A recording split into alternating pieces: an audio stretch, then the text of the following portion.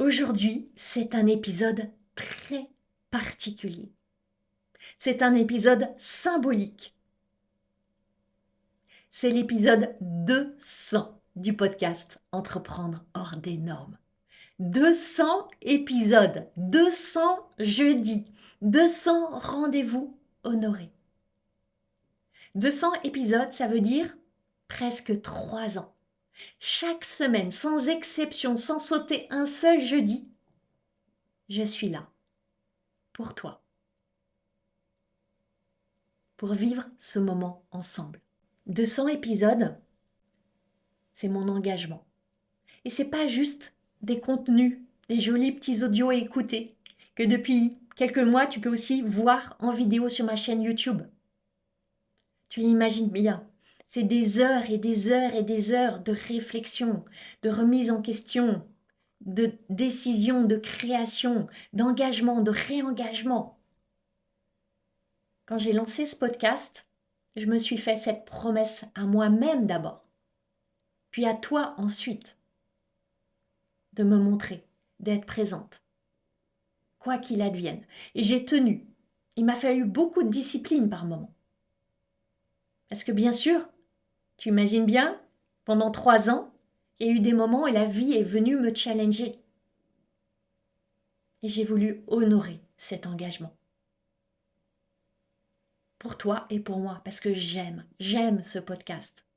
C'est pour moi un espace d'expression, de don, et une manière de donner gratuitement à toutes celles qui ne peuvent pas encore rejoindre, pour X raisons, mes 2 espaces de transformation que sont Sacré-Bise et Paradoxe, et c'est une manière de vous aider et de vous servir. Et si ce podcast existe encore après 200 épisodes, évidemment c'est grâce à toi. Grâce à toi qui m'écoute, qui est présente, toi qui m'écris, toi qui partages le podcast, toi qui lui donnes une note sur ta plateforme d'écoute, toi qui glisses un commentaire, toi qui le recommandes à une amie. Alors si tu as déjà posé chacune de ces actions, merci du fond du cœur. Si pour célébrer ce 200e épisode, tu as cet élan d'offrir au podcast, de m'offrir à moi aussi bien sûr, une note sur ta plateforme d'écoute, le partager, en parler, faire une story, un post, sache que chaque geste a de la valeur pour moi. Chaque geste compte. Alors merci. Ça me comble quand j'entends des entrepreneurs qui me disent que grâce au podcast, elles transforment leur business, elles transforment leur vie.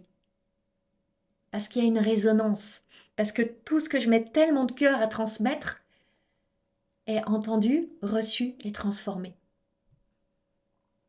Alors oui, merci pour ta présence, merci pour ta confiance.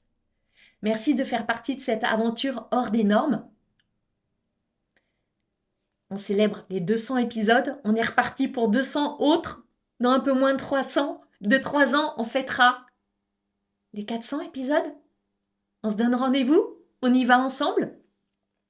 Alors pour aujourd'hui, pour ce 200e épisode, je t'emmène avec moi, tu sais comme j'aime le faire, dans une idée forte, une idée décalée, une idée à forte valeur. Pour ton business, on y va. Entreprendre hors des normes est le podcast dédié aux femmes entrepreneurs qui désirent faire la différence par leur différence.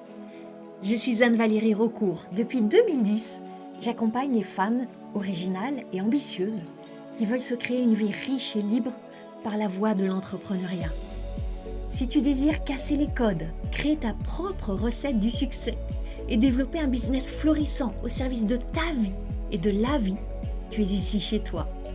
Dans le podcast Entreprendre hors des normes, je te dévoile, avec authenticité, profondeur et humour, des stratégies audacieuses, des approches mindset décalées et parfois même une vision perchée pour que ton business soit ton espace d'expansion. Ici, on célèbre ensemble la puissance des femmes qui osent assumer leur singularité, exprimer leur plein potentiel et laisser leur empreinte. Est-ce que ça va marcher ? Ah, j'espère que oui. Est-ce que je vais le remplir là, mon groupe ? J'espère vraiment que oui. Est-ce que c'est la bonne décision ? J'espère franchement que oui. On parle d'espoir. Parfois, l'espoir, oui, c'est utile, c'est même nécessaire. Mais la plupart du temps, l'espoir ne te sert pas. L'espoir te dessert. C'est intéressant de voir que la sagesse populaire prétend que l'espoir fait vivre. On ne va pas entrer dans cet épisode dans un traité de philosophie, c'est pas le sujet. Le sujet, c'est qu'on est en business. Et en business, l'espoir, ce n'est pas une émotion utile. Je vais te montrer pourquoi et surtout quoi faire à la place de l'espoir. D'ailleurs, je ne vais pas te dire que j'espère que tu es inscrite à la masterclass du 19 mai. Je ne vais pas te dire que j'espère que tu as vu la valeur qu'il y a dans la masterclass du plafond invisible à l'expansion extravagante. Je n'espère pas. Je sais.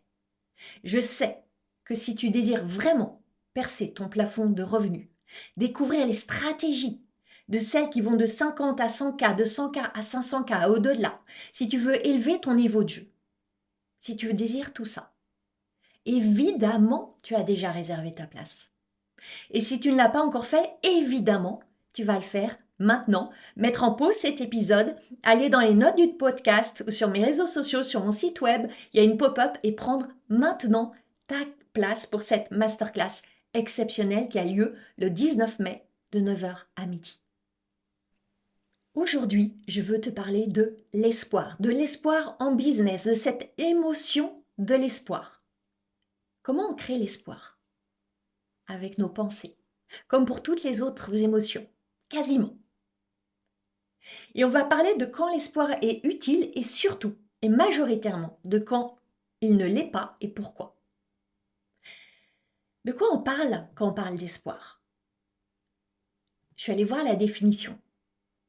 L'espoir, c'est le fait d'espérer, d'attendre la réalisation de quelque chose, avec une relative confiance. Tu connais mon amour pour l'étymologie des mots. Le verbe espérer est issu du latin sperare. Qu'est-ce que ça veut dire sperare? Considérer quelque chose comme devant se réaliser. Et devant se réaliser, c'est important. Je vais y revenir. Et c'est intéressant quand on remonte aux origines de la langue française et qu'on remonte au XIIe siècle. C'est de là que viennent les maximes populaires. L'espoir fait vivre. Tant qu'il y a de la vie, il y a de l'espoir. On peut aussi voir la confusion entre espoir et espérance. Aujourd'hui, on a plus le mot espoir utilisé dans la vie courante et l'espérance a plutôt une connotation religieuse. Elle est utilisée dans un sens théologal. L'espoir, c'est le désir d'obtenir quelque chose dans le futur avec une probabilité. Et je veux qu'on aille là. L'espoir vise l'avènement de quelque chose dans le futur avec une certaine probabilité. Et l'espoir, si on le positionne sur un spectre, il est quelque part entre l'assurance, la certitude, où la probabilité, elle est maximale que l'événement souhaité arrive, et de l'autre côté du spectre, il y a le désespoir, qui correspond à la probabilité minimale, voire nulle. Et on a l'espoir qui navigue entre la certitude et le désespoir. Suis-moi bien, toutes les nuances que je pose là sont importantes. Oui, il y a des contextes où l'espoir est utile. Si je commence par déjà le champ de la santé mentale, on pourrait dire que quand on est dans un état de dépression, c'est qu'on a perdu tout espoir. On est dans le désespoir. Et passer de la dépression à une once d'espoir, c'est qu'on avance dans la bonne direction, c'est qu'il y a une progression. Et bien sûr, là, c'est très utile. Il y a d'autres moments où l'espoir est intéressant. Quand on pense à des choses qui sont totalement hors de notre contrôle. Là, vous voulez avoir de l'espoir. Si par exemple, tu joues au loto Est-ce que tu as un contrôle sur les numéros du loto qui vont ressortir? Non. Si tu avais un contrôle, tu aurais déjà gagné au loto et peut-être que tu ne serais pas en train d'écouter cet épisode. Ou peut-être que tu le ferais quand même. Tu achètes un billet de loto, tu espères. Et c'est intéressant parce que dans ce champ d'espoir, tu vas commencer à rêver, à en discuter. Euh, Parfois, on joue au loto avec mon mari et là, on part, ah, qu'est-ce qu'on ferait si on gagnait les 178 millions de la cagnotte de l'euro-million? Et en fait, on achète quelques heures, quelques jours à rêver, à se projeter, à espérer. Et on attend, sans aucun contrôle. Pareil pour la météo. Tu as prévu une grande randonnée en montagne demain. Tu vas espérer que le temps sera favorable. Tu vas espérer qu'il ne pleuvra pas. C'est totalement hors de ton contrôle. Ce qui est dans ton contrôle, c'est d'avoir la tenue correcte, les chaussures correctes, évidemment pas la météo. Et là, oui, tu peux espérer. C'est approprié. Alors, quand est-ce que l'espoir devient un problème? Dans ton business, il y a tellement de domaines, tellement de champs où tu peux agir, où tu as de l'influence, où tu peux choisir une posture qui n'est pas celle de l'espoir. Parce que l'espoir, et tu vas voir pourquoi, il ne te sert pas. Je vois très très vite, quand j'ai une discussion avec une entrepreneur, si elle est dans une posture de responsabilité ou dans une posture passive, type victimaire, et qui va avoir trait au champ de l'espoir. Et un indicateur, parmi d'autres, un indicateur très clair, c'est quand elle me dit « j'espère ». J'espère que je vais réussir. J'espère que je vais atteindre mon objectif. J'espère que ça va marcher. L'espoir, il implique l'impuissance. Et parfois, en tant qu'être humain, nous sommes totalement impuissants. Je t'ai donné des exemples juste avant. Mais souvent, nous ne le sommes pas. Et nous préférons croire que nous le sommes, impuissantes, parce que ça nous économise des actions, ça nous économise des efforts, ça nous économise des émotions difficiles. Alors on choisit l'impuissance et l'espoir plutôt que ce que je vais te dire juste après. Si par exemple, je demande à une cliente en coaching quand est-ce qu'elle va commencer à vendre sa nouvelle offre. Si elle me dit j'espère dans 2 semaines, je vais aller creuser. Je ne vais pas laisser passer ce j'espère. Parce que ça sous-entend je suis pas sûre. Ça sous-entend il peut se passer des choses. Ça sous-entend je ne contrôle pas le processus. J'espère, fondamentalement, ça veut dire quoi? Ça veut dire je n'ai pas le contrôle non seulement sur les événements, mais sur moi-même. J'ai l'intention d'y aller, mais peut-être que j'irai pas. Je ne suis pas vraiment engagée. Voilà ce que dit le j'espère. Est-ce que tu décides? Est-ce que tu t'engages? Est-ce que tu mets en place les actions nécessaires? Ça ne dépend que de toi. Et tu vois que ça n'a rien à voir avec espérer qu'il ne pleuvra pas demain. Il y a un champ de contrôle et un champ de non-contrôle. Quand j'entends une entrepreneur dire j'espère, c'est comme celles qui disent je vais essayer. On met en place un plan stratégique, on décortique les actions, les étapes, et à la fin ils disent bon, je vais essayer. Non. Quand tu dis je vais essayer, tu lâches ton pouvoir. C'est pas tu vas essayer. C'est tu vas faire, tu vas agir, tu vas être celle qui pose les actions. Si je challenge une cliente, si par exemple je lui demande est-ce que tu crois que les gens vont payer pour ça? Une entrepreneur qui n'est pas sûre de son prix, elle va dire j'espère bien. Une qui a la certitude, elle va me répondre oui, je crois. Bien sûr qu'il y a une part qui est hors de notre contrôle. Bien sûr qu'on ne force pas les gens à acheter. Bien sûr qu'on ne sait pas qui achètera et quand elle achètera. Et tu sais des choses. Tu sais aussi que, évidemment, qu'il existe des personnes qui sont prêtes à acheter. Il existe des personnes qui veulent acheter. Et ces personnes, elles ne sont pas au bout de la Terre, elles sont dans ton orbite. Ça, tu le sais aussi. Qu'est-ce que tu choisis de voir que tu sais? Ce mot d'espoir, il peut être perçu comme très positif. Moi, il me dérange à cause de sa passivité. Il y a de la passivité dans l'espoir. C'est le mot qu'on utilise pour la météo ou pour l'auto, pas pour ton entreprise. Est-ce que tu vas atteindre ton objectif? Est-ce que tu vas vendre cette offre? Ne dis pas j'espère. Réponds un oui. Oui, je le sais parce que. L'espoir, ce n'est pas une stratégie.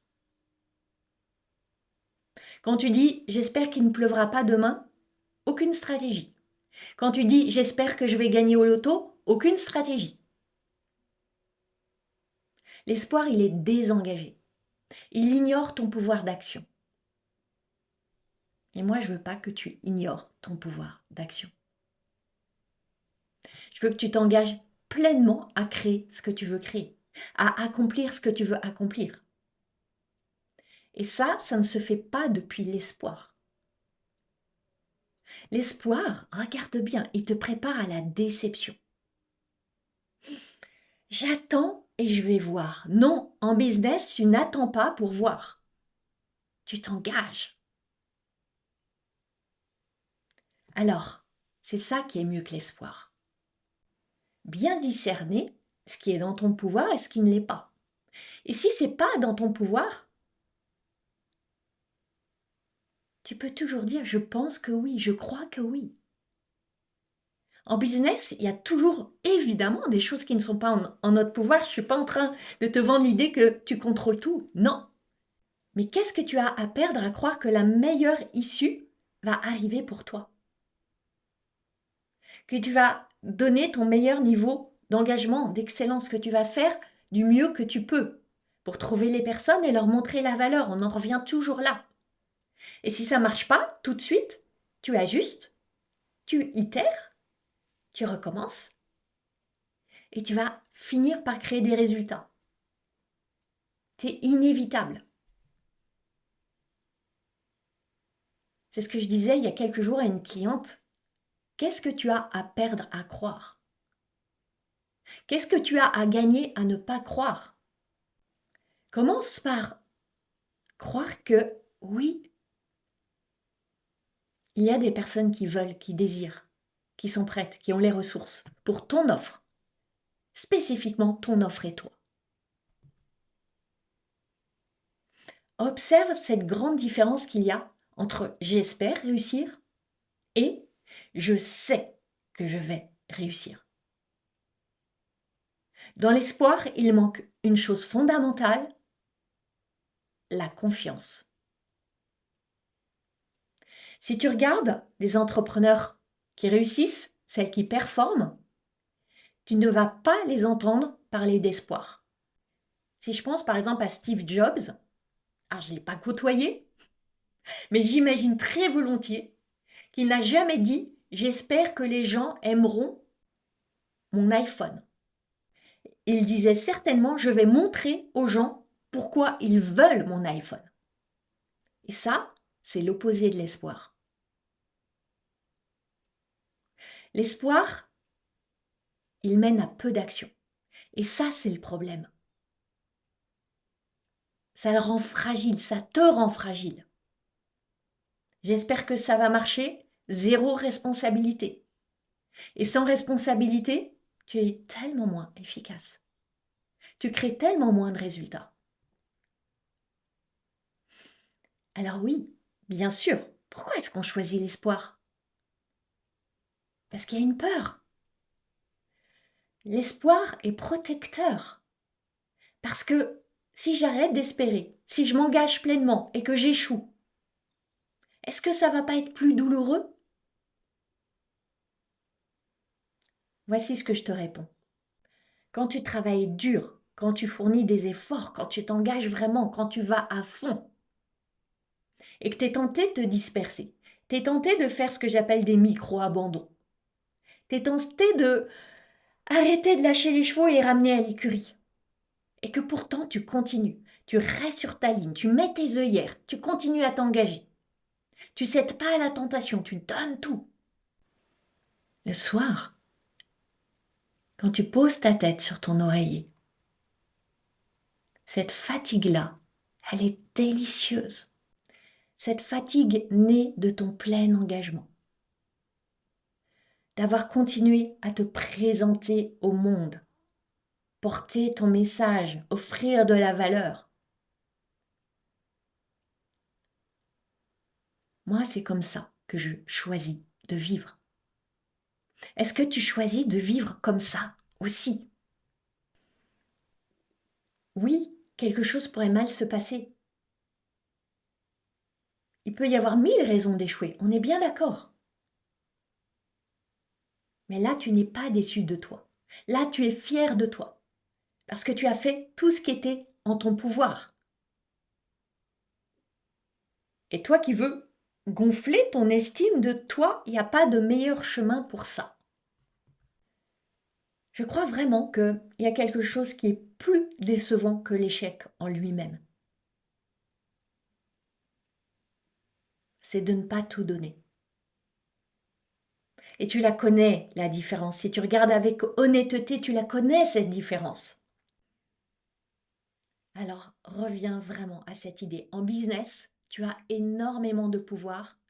N'espère pas, ne désespère pas, mais n'espère pas. L'espoir est sans pouvoir. Je répète, l'espoir est sans pouvoir. L'espoir, il ouvre une possibilité que tu ne veux surtout pas entretenir. C'est l'option d'abandonner. Si tu suis Tony Robbins, tu sais qu'il appelle ça brûler les bateaux.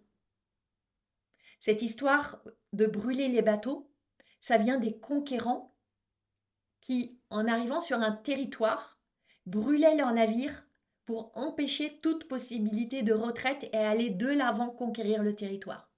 Il n'y avait plus qu'une option, avancer, aller face au danger. Maintenant, pour chacune, c'est une expérience différente. Et ça peut vouloir dire beaucoup de choses différentes. Ça peut vouloir dire ne plus du tout caresser l'idée d'arrêter ton business. Ça peut vouloir dire aussi ne pas abandonner ton prix, ne pas repousser un lancement, ne pas procrastiner encore une offre, ne pas la changer. Ça peut vouloir dire plein de choses. Quand en 2010, j'ai lancé ma première entreprise, après 16 années de salariat, très clairement, j'ai brûlé les bateaux. Je ne me suis pas donné l'option de retourner dans le salariat. Et ça a été salvateur et extrêmement stimulant pour moi. Bien entendu, il y a des nuances. Et je vais en apporter une ici importante. Ne plus envisager d'arrêter ton business, ça peut être aussi reprendre un travail salarié à mi-temps. Ça peut être le meilleur chemin pour ne pas abandonner, pour ne pas mettre trop de pression sur ton entreprise, pour lui donner un peu d'oxygène, un peu d'argent. Et ça arrive. Et ça peut être la meilleure décision business possible. Vous avez à vous prendre au sérieux. Tu as à mettre du sérieux dans ce que tu fais. Considérez que cela est sérieux et avec ce sublime paradoxe, prendre cela au sérieux, mais pas te prendre au sérieux dans le sens de mettre tellement d'enjeux et devenir arrogante. C'est pas de ça qu'il s'agit. Ça, je l'enseigne dans le Mastermind Paradoxe. Tu veux aller vers les 7 chiffres? Tu veux avoir une audience de 100 000 personnes? Tu dois commencer à considérer que maintenant, tu es cette femme-là, qui crée les 7 chiffres, qui a cette audience. Te comporter, agir, te montrer depuis cet espace de fréquence-là, cet espace d'accueil et de réception de tout ce que ça implique. Et depuis cet espace, je ramène ce mot d'intégrité. Imaginons que tu as une communauté de 100 000 personnes. Tu annonces le lancement d'une offre. Tu annonces que tu vas faire un événement. Tu ne vas pas le reporter parce que tu sais qu'il y a 100 000 personnes qui te regardent et qui attendent et qui comptent sur toi. Alors, si tu as une communauté de 1000 personnes, ne t'autorise pas à reporter. Fais comme si tu avais déjà les 100 000 personnes. Sois en intégrité. C'est de ça que je parle quand je parle d'agir déjà depuis celle que tu veux être qui crée les résultats que tu désires avoir. C'est être en intégrité maintenant, tenir tes engagements. Parce qu'il y a plein de formes d'abandon. Il y a bien sûr l'abandon radical. J'arrête, c'est trop dur, c'est trop d'efforts. Ça me prend trop de temps et d'énergie. Mais il y a une autre version. Reporter, baisser ton prix, plus trop te montrer, baisser le ton, baisser le son. Et ne plus entretenir cette option d'abandonner, c'est tenir chacun de tes engagements. La date, le prix, le live. Le manque d'intégrité, c'est une version de l'abandon. Je t'invite à voir que quand tu te donnes une possibilité de sortie, ça aspire ton énergie. Chaque fois que tu penses que tu pourrais arrêter, chaque fois que tu te parles d'arrêter, chaque fois que tu parles avec d'autres de la possibilité d'arrêter, c'est une retenue d'énergie, c'est une fuite d'énergie. Ton énergie fond, c'est pas neutre. Je t'invite à considérer autre chose. Il y a d'autres conséquences à imaginer l'option d'abandonner ou faire des micro-abandons. Tu veux des clients, tu vends à des personnes dont la version d'être engagée, la version d'être en intégrité vis-à-vis d'elle-même, ça va être de prendre cette décision, de s'engager auprès de toi, de payer, de sortir de l'argent de leur portefeuille. Comment veux-tu qu'ils aillent au bout de leur engagement si tu ne vas pas au bout de tes engagements? Si toi, tu es en train de considérer d'abandonner, si tu reportes, tu repousses, tu tiens pas tes limites, tu peux pas t'attendre à ce qu'une personne en face de toi avec certitude te dise « Ok, je paye 5 000 euros, c'est ok ». Non, il y a dissonance. Quand tu es en train de te dire « Bon, peut-être que je vais continuer, peut-être que je vais rester en business, peut-être que je vais baisser mon prix, peut-être pas ». Comment veux-tu que les gens te payent sans les peut-être pas? Soit tu abandonnes, soit tu n'abandonnes pas. Et si tu n'abandonnes pas, que ce soit définitif, que ce soit joyeux, que ce soit avec la curiosité d'y aller, de prendre un nouvel élan, de créer un nouveau momentum. Et là, on parle de maturité entrepreneuriale. Tu veux pas arrêter parce qu'il y a une mauvaise passe. J'en ai connu tellement des mauvaises passes. Et la maturité entrepreneuriale, elle se crée quand tu choisis de continuer, même quand il y a une traversée du désert. Là, tu forges ta solidité, ta résilience. Et c'est aussi pour ça que c'est tellement important d'être accompagné pour pas flancher dans ces moments difficiles. Il y a des moments où tu te dis, je suis au bout du bout. Est-ce que c'est vrai que tu es au bout du bout? Est-ce qu'il y a quelqu'un qui peut te voir dans cette difficulté, te dire, je sais, je suis passé par là. Je suis passé par là 10 fois, 20 fois, 30 fois. J'ai confiance en toi. Je vois en toi les forces, la puissance pour te remettre debout. Je te tends la main, viens, on y va. Je crois en toi. Ton cerveau veut abandonner. Parce que tu es à un seuil. Tu es en train d'augmenter tes capacités. Parfois, ça se fait rapidement, parfois moins. Et tu as à voir que tu peux traverser ça. Parce que si tu ne commences pas par cette croyance-là, ça va être très difficile d'engager les actions nécessaires. Ne donne pas à ton cerveau l'option d'abandonner en espérant que ça va s'arranger. Il y a quelques épisodes, j'ai offert un épisode sur cette notion d'y aller à fond, pleinement, de s'engager vraiment. Cet épisode, il est fondateur. Je t'invite vraiment à aller l'écouter si tu ne l'as pas écouté. Ne te dis pas « j'espère que des clients vont arriver, j'espère que l'univers par magie va m'envoyer de l'argent ». Prends ton pouvoir, décide de le créer, de le faire. Je veux ce résultat, je vais y aller à fond. J'espère pas que ça va s'arranger parce qu'il va y avoir une nuit de pleine lune propice. Alors, tu veux atteindre tes plus grands objectifs. Tu veux un business dont tu es fier chaque jour.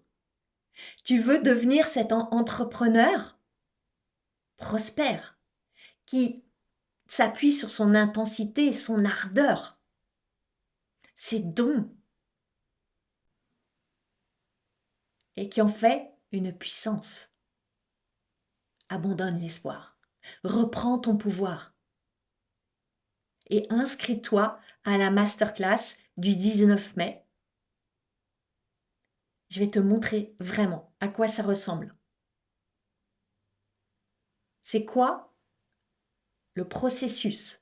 C'est quoi les stratégies? C'est quoi ton plan pour mettre ça en action dans ton quotidien d'entrepreneur et faire de cette année ton année phénoménale? Tu t'inscris à la masterclass, elle est gratuite. Prends ta place maintenant, réserve le 19 mai toute la matinée dans ton agenda. On va vivre ensemble une matinée extraordinaire pour les entrepreneurs hors des normes comme toi.